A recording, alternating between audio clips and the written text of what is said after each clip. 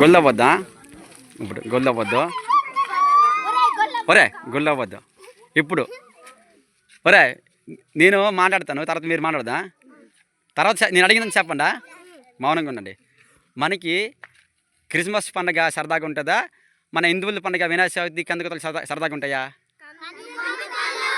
వినాయక చవితి సరదాగా ఉంటాయి కదా. మరి మీకు ఎవరైనా మతం మారమని చెప్తే మారుతారా?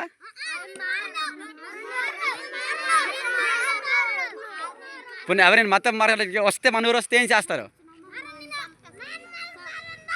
ప్రశ్నించండి, అర్థమైందా? ప్రశ్నించండి, అర్థమైందా? ఇది మా సొంత ఊరు, మేము హిందువులము, ఇక్కడ మత మార్పిడి చెయ్యొద్దు. ఏమంటారు? మత మార్పిడి చెయ్యొద్దు ఏమంటారు? చేస్తే మేము కంప్లైంట్ ఇస్తాం పోలీసులకి. ఏమంటారు? అది మత మార్పిడి చేస్తే పోలీసు వాళ్ళకి కంప్లైంట్ ఇస్తాం. ఆ మాట అన్నారు, అర్థమైందా? ఏమంటారు? సూపర్. అది అది అలాగ ఉండాలి, తగ్గొద్దు. మీరే మాత్రం మౌనం పాటించినే అందరికీ మార్చేస్తారు. ఫస్ట్ మన అమ్మనానికి మారుస్తారు మతాలు, మన అమ్మనానికి మార్చిన తర్వాత అలాగే మనకి మన అమ్మనాన్ని మార్చేస్తారు. అలాగే ఊరు మొత్తం మారిపోయారు ఇంక మతము. కంది పండుగ ఎవరు చేయరు, వినాయక చవితి ఎవరు చేయరు, జాకరమ్మ ఉండదు, గొడవలమ్మ ఉండదు, అమ్మవారి పండుగలు ఉండవు, నందం పండుగలు ఉండవు, దసరా దీపావళి వినాయక చవితి కందుకతలు ఏవి ఉండవు. అర్థమైందా? అప్పుడు మీకు సరదేనా?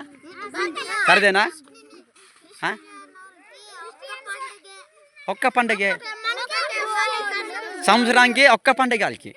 మనకు బోలెడు ప్రతి పండగకి మనము కొత్త బట్టలు వేసుకోవచ్చు. అది చాలా ఉన్నాయి తెలుసా, చాలా ఉన్నాయి మనకి. కొండం కొత్త, మళ్ళీ ఆవిటి, అమ్మోరు పండుగలు మన ఊర్లో తెస్తాం గుడి పూర్తి అయితే. అర్థమైందా? అక్కడ కాదు, కిందకి, అది పూర్తి అయితే. అది అందుకే మన హిందువుల పండుగలే చాలా బాగుంటాయి, వాళ్ళ పండుగలు బాగుండవు. అది ఒక్క పండుగ వాళ్ళకి. ఒరే ఈ స్కూల్ ముందు చర్చి ఉంటుంది అనుకుని మీ సార్కి చెప్పండి పదే పదే. సారు మాకు చెప్పేవా? విజయ్ సూపర్. అది ఏమన్నా చెప్పు, ఏమన్నా? సూపర్ రా, నువ్వు సూపర్. నువ్వు అలాగ ఉండాలి, అలాగ ఉండాలి తెలుసా? ఎందుకంటే ఎప్పుడైతే ఊరందరూ మారిపోయారు మతము, అప్పుడు ఈ పండగలన్నీ చేయడం మానేస్తారనమాట. అర్థమైందా?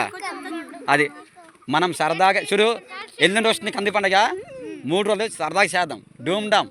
అర్థమైందా? డూమ్ డామ్, అది డూమ్ డామ్ చేద్దాం.